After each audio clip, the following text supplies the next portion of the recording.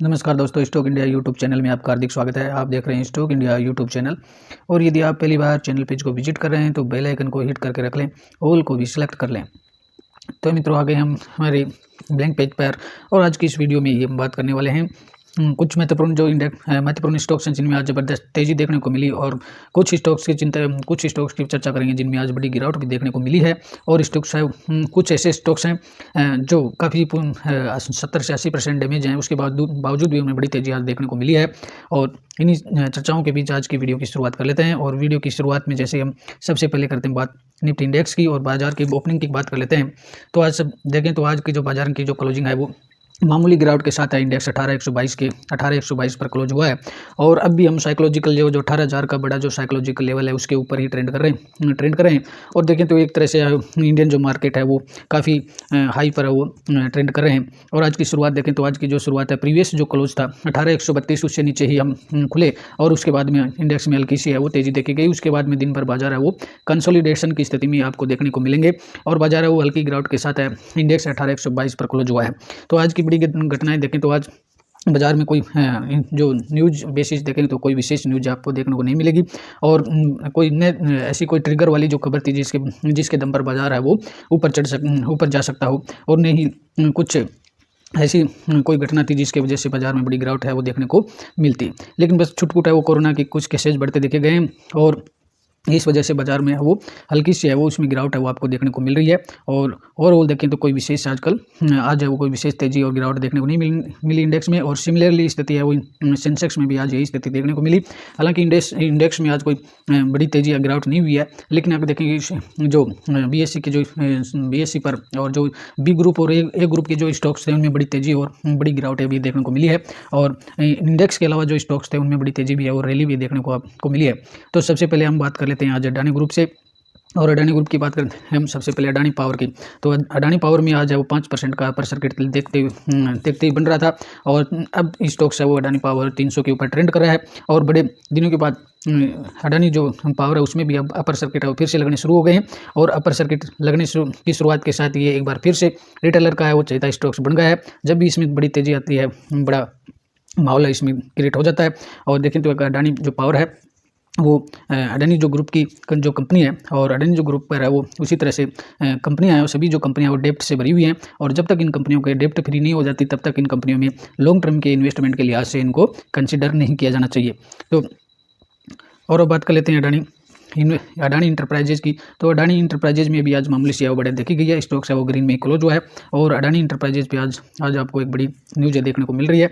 और अडानी जो इंटरप्राइजेज है उसने आज जो एक सिबाई जो एनालिस्ट जो कंपनी है उसमें 100% जो स्टेक्स है 100% की हिस्सेदारी इसमें हासिल कर ली है। और इसने जो सिबाई जो एनालिटिक्स है इसने अधिग्रहण है वो 100% स्टेक्स हासिल करके अधिग्रहण कर लिया है। और अडानी जो इंटरप्राइजेज है वो भी नई कंपनियों का वो काफ़ी एक्वायर करता जा रहा है। और अडानी ग्रुप है वो काफ़ी इस दौर में अडानी का जो दौर चल रहा है, और इस दौर में काफ़ी अडानी के स्टॉक्स में काफ़ी तेज़ी देखी गई है।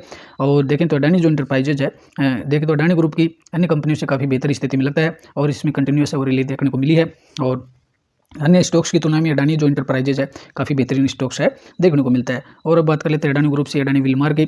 तो अडानी जो विलमार है वो भी मार्केट में न्यू लिस्टेड कंपनी है, और इसकी लिस्टिंग की बात करें तो अभी हाल ही में इसकी 11 फरवरी 2022 को इसकी लिस्टिंग देखने को मिली। लिस्टिंग से बाद में अडानी विलमार काफ़ी पॉपुलर स्टॉक्स बन गया है, और अब तक इसने देखें तो 50% का रिटर्न है इसने दिया है। और आगे भी देखें तो जो एडिबल ऑयल है उसके सेक्टर में कार्य करने वाली अच्छी कंपनी है। उस लिहाज से अन्य जो ग्रुप की जो कंपनियां हैं उनसे काफ़ी बेहतर है वो प्रदर्शन इसका रह सकता है। और एडिबल ऑयल के सेक्टर में इसका देखें तो इसने एक अच्छा खासा इसका ब्रांड है मार्केट में, जो फॉर्च्यून के नाम से आपको देखने को मिलता है। फॉर्च्यून जो ऑयल है इसका काफ़ी फेमस ब्रांड है मार्केट में, ऑयल के सेक्टर में, एडिबल ऑयल में, और इसी के दम पर है वो कंपनी का बिजनेस चलता है। तो ये AWL पर भी आप वॉच बना करके रख सकते हैं। और अब बात करते हैं टाटा ग्रुप की। टाटा ग्रुप की जो सबसे बेहतरीन जो मल्टी बैगर जो अब तक सबके लिए साबित हुआ है, और इसके जो बात कर रहे हैं हम टाइटन की। और टाइटन है वो टाटा ग्रुप की यूँ कहें तो TCS के बाद सबसे बेहतरीन कंपनियों से इसकी तुलना की जा सकती है। और टाटा ग्रुप की है वो ऐसी एक मल्टीबैगर स्टॉक्स है जिन्हें बहुत सारे जो इन्वेस्टर्स हैं उनको और करोड़पति से खरबपति अरबपति बनाया है इसने। और ऑल टाइम का देखें तो अब तक स्टॉक्स 60,000% का भारी भरकम इसने रिटर्न है वो जनरेट करके दिया है। और लास्ट 5 ईयर की बात करेंगे तो लास्ट 5 ईयर में भी इसका अच्छा प्रदर्शन आपको देखने को मिलेगा। लास्ट 5 ईयर में इसने लगभग पैसा है वो डबल कर दिया है। और लास्ट 5 ईयर में देखें तो 2 बड़ी घटनाएं आपको देखने को मिलेंगी। और कोरोना की वजह से यहाँ पर स्टॉक्स में आपको काफ़ी गिरावटें भी देखने को मिली। और कोरोना की गिरावट के बाद भी आज भी स्टॉक्स है वो डबल पैसा होकर के दिया है। तो अगर आपके पोर्टफोलियो में स्टॉक्स है तो आप इसको होल्ड करके चलिए। भविष्य में भी टाइटन है वो आपके लिए मल्टीबैगर से मल्टीबैगर है वो साबित महा मल्टीबैगर बनने का दमखम रखता है। और कंपनी जो टाइटन की जो बात करें तो जो ज्वेलरी के जो सेगमेंट है और वॉच का जो सेगमेंट है उसका बहुत ही बेहतरीन दमदार बिजनेस इनका। तो इस पर आप होल्ड करके चलिए, लंबे समय में आपको बहुत अच्छे रिटर्न देने का दमखम कंपनी रखती है।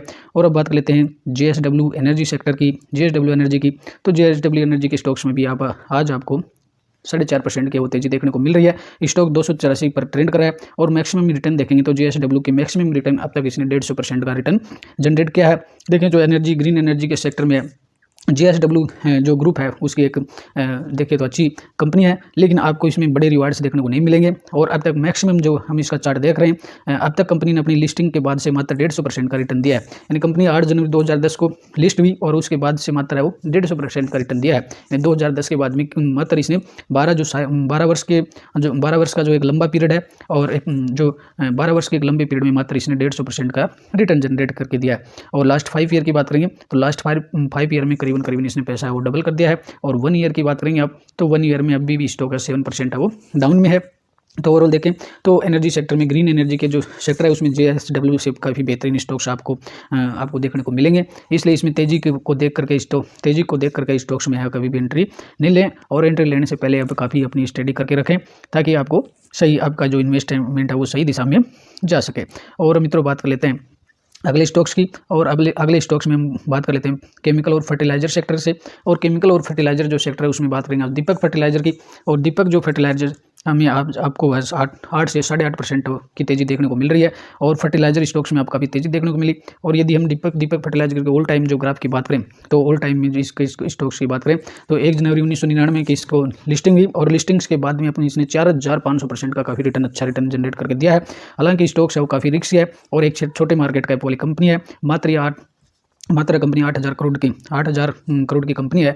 और इसमें आपको बड़ी गिरावटें भी देखने को मिलेंगी। जिस तरह से आज इसमें 8 से 10% की तेज़ी देखने को मिल रही है वैसे ही इसमें बड़ी गिरावट भी आपको देखने को मिल सकती है। तो बड़ी गिरावट का देखें तो ये जो कॉलम आपको दिखाई दे रहे होंगे इसमें जो 2010 से पहले भी इसमें बड़ी गिरावटें आपको देखने को मिल रही हैं। कोरोना का जो एक टाइम था उसमें भी इसमें बड़ी गिरावटें देखने को मिली, लेकिन स्टॉक्स ने उसके बाद स्टॉक्स में रिकवरी भी काफ़ी ठीक देखी गई है। लेकिन इसमें काफ़ी वॉलेटिलिटी आपको देखने को मिलेगी। स्टॉक्स है कभी 30 से 40% क्रैश और कभी 20 से 30% आपको चढ़ता हुआ भी दिखाई देता है। लेकिन इसमें कोई बड़े रिटर्न्स की है वो बड़े रिटर्न्स आपको देखने को नहीं मिलेंगे। तो इस पर भी आप वॉच बनाए रख सकते हैं और डिसीजन आपका होना चाहिए।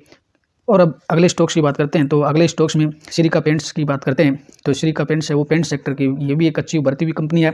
और इसने भी आज श्रीका जो पेंट्स है इसमें भी आज 7% की वो तेज़ी देखने को मिल रही है। लेकिन ये एक बहुत ही रिस्की कंपनी दिखाई देती है पेंट सेक्टर में। ऑलरेडी पेंट सेक्टर में काफ़ी अच्छी मजबूत कंपनियाँ हैं, मल्टीबैगर स्टॉक्स देखने को मिलेंगे। कल हमने एशियन पेंट की बात की थी। तो पेंट सेक्टर में अगर जाना चाहते हैं तो एशियन पेंट से बेहतर कोई स्टॉक्स नहीं है। अगर एशियन पेंट नहीं है तो आप अगर और आपको थोड़ा वॉलेटिलिटी वाला स्टॉक चाहिए तो बर्जर पेंट पे जा सकते हैं। और बर्जर पेंट की भी हम अभी वीडियो में आगे चर्चा करेंगे।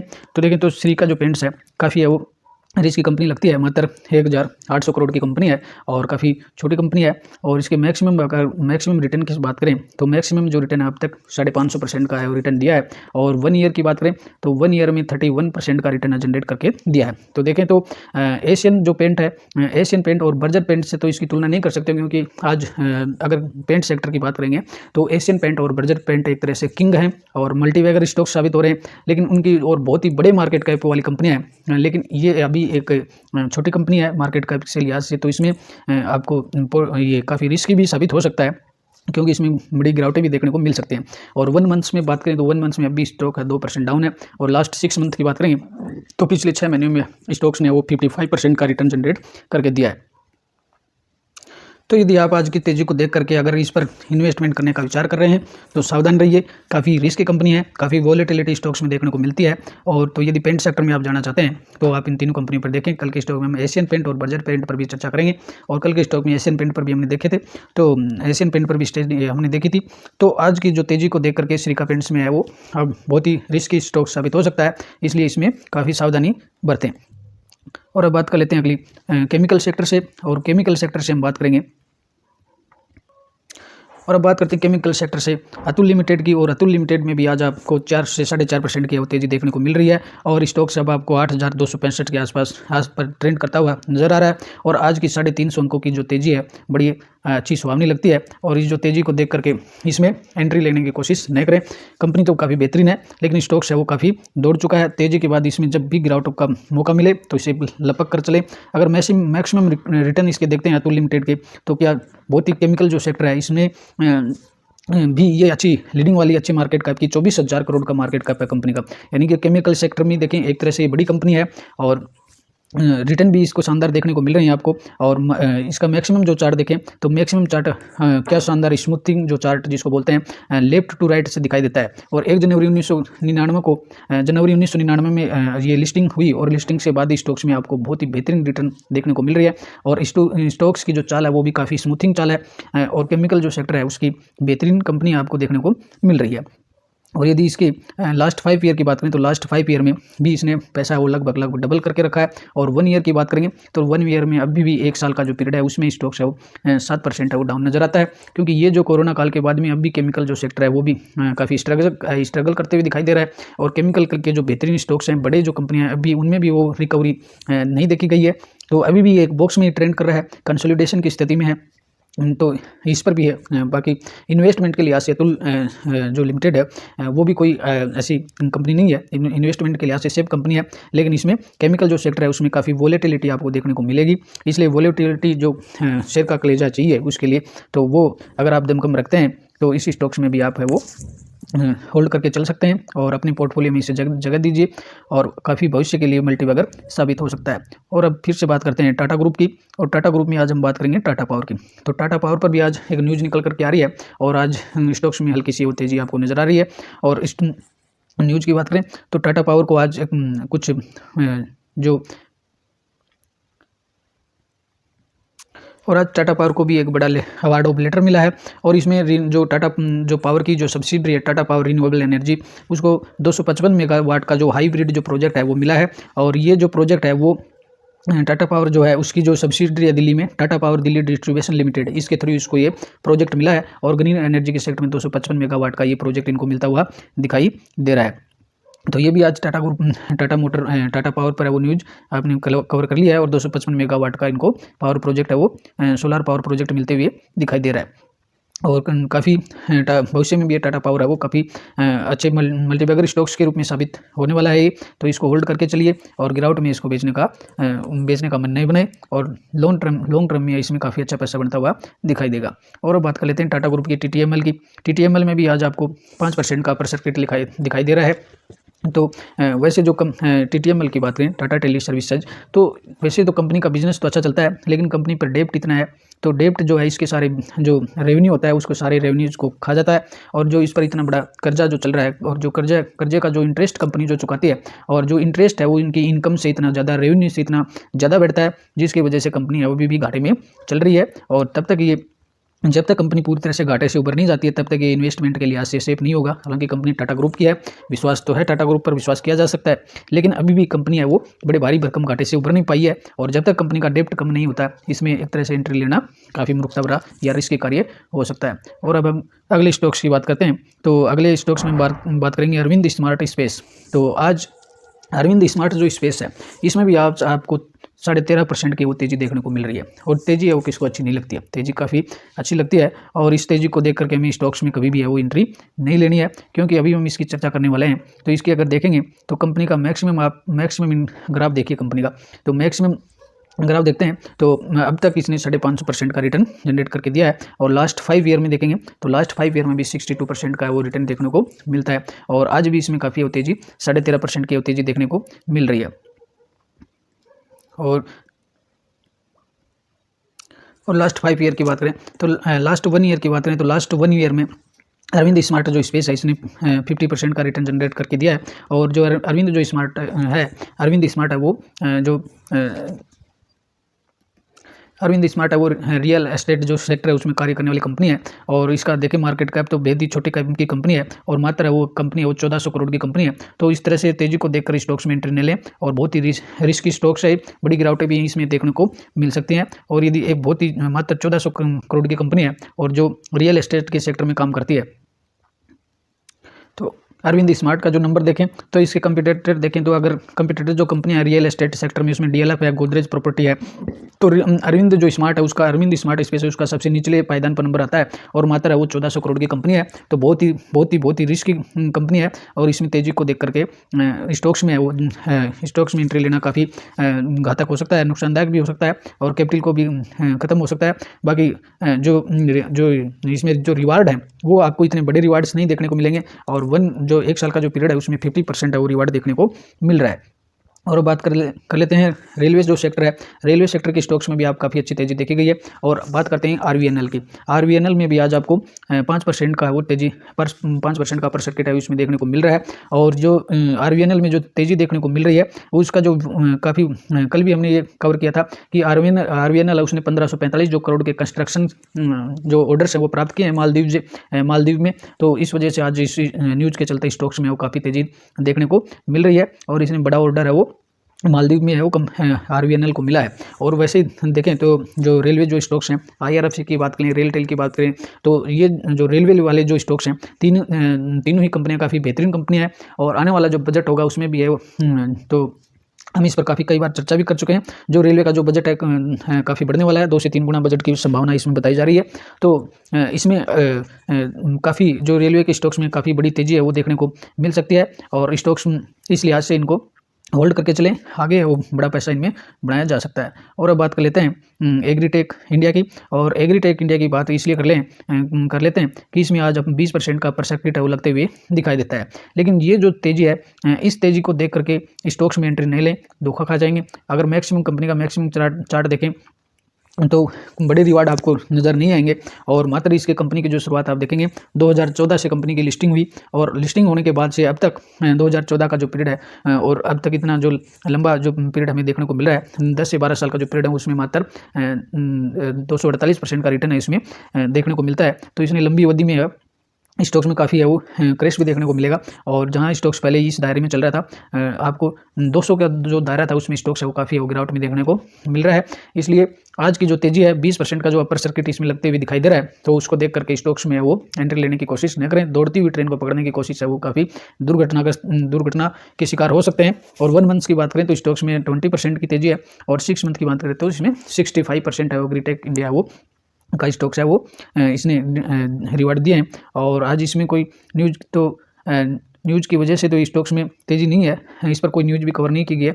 लेकिन इसमें स्टॉक्स है वो काफ़ी छोटे मार्केट कैप वाली कंपनी है और मात्र आपको ये 65 करोड़ की कंपनी है, मात्र 100 जो करोड़ है उससे भी नीचे की कंपनी देखने को मिल रही है। बहुत ही रिस्की कंपनी है, जितने इसके रिस्क लगाएंगे उतने ही कम है। इसलिए स्टॉक्स में वो तेज़ी को देख करके और 20% का अपर सर्किट देख करके इसमें स्टॉक्स में एंट्री लेने की कोशिश नहीं करें। पहले कंपनी के बिजनेस का पता करें, उसके बाद में इसमें स्टॉक्स में एंट्री लेने की सोचें। और हम तो बात कर लेते हैं हरिओम पाइप इंडस्ट्रीज़ की। हरिओम पाइप इंडस्ट्रीज़ में भी आज बड़ी तेज़ी है वो 7% की तेज़ी देखने को मिलती है। और यदि इसके मैक्सिमम रिटर्न्स की बात करें तो मैक्सिमम जो रिटर्न है वो अब तक कंपनी मात्र 58% का वो रिटर्न इसने दिया है। और कंपनी की हाल ही में लिस्टिंग देखने को मिली है और न्यू वाली कंपनी है, इस पर आपको ज़्यादा डाटा मार्केट में उपलब्ध नहीं होंगे। तो ये भी अभी 21 अप्रैल के आसपास 13 अप्रैल 2022 को इसका कंपनी की लिस्टिंग होते हुए देखने को मिली थी। और अब तक लिस्टिंग से लेकर के अब तक कंपनी ने लगभग 12 महीने इसको होने वाले हैं, तो इसका 58% का है वो रिटर्न जनरेट किया है। और लास्ट 6 मंथ की बात करें तो लगभग पैसा इसमें डबल होने के नज़दीक है। 91% का रिवार्ड है वो कंपनी दे रही है। तो हरिओम पाइप जो पाइप है, प्लास्टिक जो पाइप है एग्रीकल्चर सेक्टर के लिए, और जो होम जो कंस्ट्रक्शन है उनके सेक्टर में एक कंपनी काम करती है। तो इसमें भी आप अभी तक कंपनी के जो बड़ा जो डेटा उपलब्ध नहीं है और जो कंपनी के जो बैलेंस शीट है उस पर भी कोई विषय बड़ी है वो बड़ी जो सूचनाएं हैं वो देखने को नहीं मिल रही हैं, इसलिए अभी भी स्टॉक्स में वो एंट्री लेना काफ़ी है और रिस्की हो सकता है। कंपनी के अभी भी Q3 के रिजल्ट आने दें और रिजल्ट में अगर कंपनी की बैलेंस शीट किस तरह की देखने को मिलती है उसके बाद में स्टॉक्स में एंट्री लेने की एंट्री पर विचार करें। यदि आप इसे और लिस्टिंग से होल्ड किए हुए हैं और आपको उसमें इसका IPO लगा होगा तो आप इसे होल्ड करके चल सकते हैं। लॉन्ग टर्म में भी इसमें भी है पैसा देखने को मिल सकता है। और मित्रों बात कर लेते हैं बर्जर पेंट की, और बर्जर पेंट में भी आज हल्की सी तेजी इसमें देखने को मिल रही है। और देखें तो केमिकल जो पेंट जो सेक्टर है उसकी एक अच्छी लीडिंग कंपनी दिखाई देती है। और एशियन जो पेंट है पेंट सेक्टर में एशियन पेंट के बाद में बर्जर पेंट है वो भी बेहतरीन से बेहतरीन कंपनी है। और मैक्सिमम जो चार्ट इसका देखेंगे तो आपको बहुत ही स्मूथली चार्ट नजर आएगा। और ऐसी जो लेफ्ट टू राइट जो चढ़ता हुआ चार्ट है बहुत ही कम कंपनियों को देखने को मिलता है। और जिस तरह से एशियन पेंट के जो रिवार्ड्स हमें नज़र आते हैं एशियन पेंट जो कंपनी ने अब तक रिवार्ड दिए हैं उस तरह के भी हमें बर्जर पेंट पर भी देखने को मिलते हैं। और कंपनी ने अब तक महा मल्टीबैगर रिटर्न 34,000% का रिटर्न दिया है। तो ये भी एशियन पेंट का अगर विकल्प देखना चाहें, आप थोड़ी तेजी वाला स्टॉक देखना चाहें, चरचरा जो स्टॉक देखना चाहें तो आप बर्जर पेंट पर भी जा सकते हैं। और लास्ट 1 ईयर की बात करें तो लास्ट 1 ईयर में अब भी स्टॉक है कोरोना काल के बाद से स्टॉक से काफ़ी अब भी 20% डाउन में मिल रहा है। यदि आप एक मल्टीबैगर पेंट सेक्टर में जाना चाहते हैं और एशियन पेंट का विकल्प देखना चाहते हैं तो एशियन पेंट के विकल्प के तौर पर आप इसमें एंट्री ले सकते हैं। स्टॉक्स पर विचार किया जा सकता है। कंपनी बहुत ही बेहतरीन है, आगे भी इसमें अच्छे रिटर्न से वो देखने को मिल सकते हैं। तो इसमें अगर और भी कभी आगे अगर गिरावट देखने को मिलती है तो आप इस पर विचार कर सकते हैं। एशियन पेंट की तरह ही इसमें भी आपको काफ़ी मल्टीबैगर रिटर्न देखने को मिलेंगे। लास्ट 5 ईयर की बात करें तो 116% का रिटर्न है वो कंपनी दे रही है और काफ़ी अच्छा स्टॉक्स है। और काफ़ी भविष्य की जो बिजनेस जो चलने वाली कंपनियां हैं वो इसका नज़र आ रहा है। और अब बात कर लेते हैं अगले स्टॉक्स की। अगले स्टॉक्स में हम मंगलम ऑर्गेनिक्स की बात करेंगे। ये मंगलम ऑर्गेनिक्स है वो भी एक केमिकल वेस्ट कंपनी है, लेकिन मित्रों अगर इसका आज की जो तेज़ी है वो बड़ी अच्छी देखने को लगती है। स्टॉक्स में आज 10.5% की तेज़ी नज़र आ रही है, लेकिन इसका अगर कंपनी के मैक्सिमम चार्ट को देखेंगे तो बहुत ही आपको डरावनी स्थिति नज़र आएगी। अब तक जो कंपनी का हम हिस्ट्री देख रहे हैं और कंपनी है नवंबर 21 से इसकी लिस्टिंग को देखने को मिलती है मंगलम ऑर्गेनिक्स की, और 21 के बाद में अब तक का जो 2 साल का इसका पीरियड रहा है अब भी स्टॉक्स है 46% क्रेस है। और मात्र आज की जो तेज़ी देखते हैं तो तेज़ी को देख करके इसमें एंट्री न लें, पहले स्टॉक्स कंपनी को पहचानें, कंपनी के बिजनेस को पर विचार करें, उसके बाद में इसमें एंट्री लें। और अगले स्टॉक्स की बात कर लेते हैं तो अगले स्टॉक्स में हम इंडियन पेस्टिसाइड की बात करते हैं, इंडियन पेस्टिसाइड लिमिटेड की। और इसमें भी आज आपको 9 से 9.5% की वो तेज़ी देखने को मिली है। और इसके मैक्सिमम चार्ट की बात करें तो ये भी एक न्यू लिस्टेड कंपनी है और अभी इसकी भी जो लिस्टिंग हुई हाल के वर्ष में 9 जुलाई 21 को कंपनी लिस्ट हुई है। और उसके बाद में अब भी जो स्टॉक्स है 23% का क्रेश में दिखाई दे रहा है। ये भी इसके भी काफ़ी बड़े जो डेटा हैं वो अभी उपलब्ध नहीं है, तो इसको Q3 के रिजल्ट आने दें, उसके बाद में अगर आप इस पर विचार करते हैं, केमिकल सेक्टर में जाना चाहते हैं, केमिकल के सेक्टर पर विचार करना चाहते हैं तो भविष्य के हिसाब से इसमें इन्वेस्टमेंट के लिहाज से इस पर विचार किया जा सकता है। और काफ़ी अब भी स्टॉक्स है वो 23% का डाउन दिखाई दे रहा है। और 1 ईयर की बात करें तो 1 ईयर में भी अभी भी 17% के स्टॉक्स करेक्शन में दिखाई देता है। और मित्रों अगले बात कर लेते हैं अगले केमिकल स्टॉक्स की। और अगले केमिकल स्टॉक्स में हम बात करेंगे रोजरी बायोटेक की। और रोजरी बायोटेक में भी आज आपको 5 से 5.5% की वो तेज़ी दिखाई दे रही है, लेकिन इसके भी हम जब मैक्सिमम चार्ट की बात करते हैं तो मात्र 2 से 2.5% का वो रिटर्न इसमें देखने को मिलता है। और इसकी लिस्टिंग की बात करें तो जुलाई 2020 में है वो रोजरी बायोटेक की लिस्टिंग देखने को मिलती है। और 2020 का डेटा है, इसमें मात्र 2 सालों में इसने 2% का रिटर्न दिया है, तो काफ़ी रिस्की हो सकता है और तेज़ी को देख करके स्टॉक्स में एंट्री न लें। और अब बात कर लेते हैं पीडीलाइट की। ये भी केमिकल जो सेक्टर है उसकी बेहतरीन कंपनी है। और पीडीलाइट के जो आप देखेंगे जिस तरह से पेंट सेक्टर में एशियन पेंट और बर्जर पेंट का जो दबदबा देखने को मिलता है, वैसे ही हम पीडीलाइट का भी देख सकते हैं। और पीडीलाइट का भी अपने सेक्टर का ये लीडिंग कंपनी है और केमिकल जो सेक्टर में इसने बेहतर रिटर्न दिया। जिस तरह का चार्ट हमें एशियन पेंट और बर्जर पेंट का जो स्मूथली चार्ट देखने को मिलता है, यहाँ से लेकर के लेफ्ट टू राइट उठता हुआ जो चार्ट है बहुत ही कम कंपनियों का मिलता है। इस चार्ट की बात हमने कल की वीडियो में भी की थी, जिसमें टाटा एल्क्सी की चार्ट की बात करते हैं। तो टाटा एल्क्सी का चार्ट भी आपको लेफ्ट टू राइट ऊपर उठता हुआ दिखाई देगा। ऐसे ही एशियन पेंट का जो चार्ट है वो भी लेफ्ट टू राइट है। ये बहुत ही बेहतरीन जो कंपनियां होती हैं, महा मल्टीबैगर जो स्टॉक्स होते हैं, उनके चार्ट ही आपको लेफ्ट टू राइट दिखाई देंगे। तो मित्रों, इस बात को भी आप भली भांति याद करके रखना, इसको गांठ बांध ले। जिस भी कंपनी में आप इन्वेस्टमेंट के लिए देखना चाह रहे हैं तो सबसे पहले उसको चार्ट को जरूर देखें। किसी भी कंपनी का अगर चार्ट आपको लेफ्ट टू राइट ऊपर उठता हुआ दिखाई देता है तो ही उसमें देखें। कंपनी का जो चार्ट है वो काफ़ी स्मूथली होना चाहिए, उसमें बड़ी गिरावट या करेक्शन दिखाई नहीं देनी चाहिए। हालांकि ये जो कोई विशेष जो गिरावट है, जैसे 2008 की जो गिरावट है, 2020 की गिरावट है, तो इस तरह की बड़ी जो ऑल और बॉर्डर बेस्ड जो गिरावट को छोड़ करके अन्यथा जो गिरावटें होती हैं वो कंपनी के चार्ट में कंपनी के इतिहास को अपने आप ही बता देती हैं। अगर पीडीलाइट का मैक्सिमम चार्ट आप देख पा रहे हैं तो इसमें मैक्सिमम जो है आपको 41,000% का रिटर्न जनरेट करके देती है। यही बात हमने देखा था। टाइटन का ग्राफ भी इसी तरह का देखने को मिलता है। टाटा एल्क्सी का ग्राफ भी इसी तरीका का है। एशियन पेंट की बात करें, बर्जर पेंट की बात करें, तो ये मार्केट के बादशाह हैं, अपने सेगमेंट के यूँ कहें कि लीडर हैं, शेयर हैं, और इनका दबदबा आगे भी चलता ही रहेगा। इसलिए पीडीलाइट पे जाइए। केमिकल जो सेक्टर है उसमें अगर आप सेफ इन्वेस्टमेंट चाहते हैं तो पीडीलाइट को आप कंसिडर कर सकते हैं।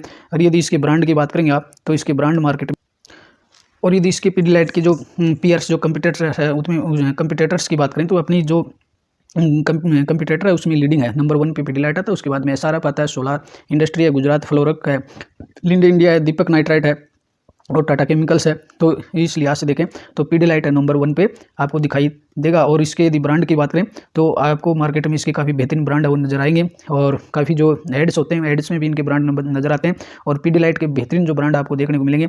और इसके जो आइकॉनिक जो ब्रांड है, फेविक्विक है, डॉक्टर फिक्स्ड है, फेविक्विक है, एमसील है, रोफ है, कैमफिक्स है, तो ये इसके जो इतने बहुत बड़े ब्रांड है जो हम और आप मार्केट में देखने को मिलते हैं, और इसने एक तरह से मार्केट को कैप्चर करके भी बैठा है पीडीलाइट। तो ये बेहतरीन कंपनी है केमिकल सेक्टर में, और आप इस पर जाने का विचार करें तो काफ़ी अच्छी कंपनी है, और भविष्य में कभी भी ये गिरावट में मिलता है तो इस पर आप वॉच बनाए रख सकते हैं। और अब अगले स्टॉक्स की बात करते हैं, पंजाब एल्काइल केमिकल्स की। ये भी केमिकल सेक्टर से आज इसमें आपको 3% की है वो गिरावट देखने को मिलती है।